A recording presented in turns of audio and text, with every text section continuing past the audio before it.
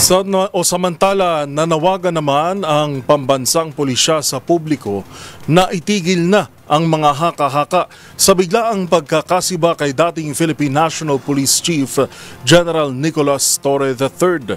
Sa pagupo ni Lieutenant General Jose Nartates bilang OIC, tiniyak nitong dadaan sa proseso ang lahat ng balasahan sa pulisya. Ang buong detalye sa report ni Edniel Parosa. Nanawagan ng Philippine National Police sa publiko, tigilan ang pagpapakalat ng mga espekulasyon sa palitan ng liderato sa Campo Crame. Sa kanilang official statement, sinabi ng PNP Public Information Office, handa silang maging transparent sa taong bayan kaya dapat na iwasan ang mga hindi beripikadong impormasyon. Kasunod dito ng biglaang pagsibak kay Police General Nicolas Torre III na pinalitan naman ni Police Lieutenant General Jose Melencio Nartates Jr. bilang officer in charge ng Hanay. Bagamat hindi masyadong idinetali ni Interior Secretary John Vic Remulla, iginit niyang kasama sa mga dahilan ni Pangulong Bongbong Marcos ay ang pagpapanatili ng pagtaguyod sa institusyon ng NAPOLCOM.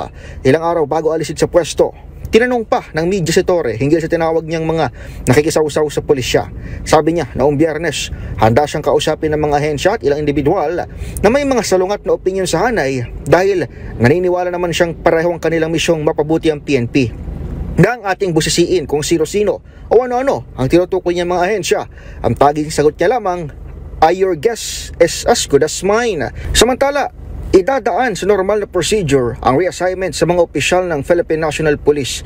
Yan ang maikling tugon ni PNP OIC Police Lieutenant General Nartates nang tanungin naman kung ibabalik ba sa pwesto ang mga binalasa ni Torre.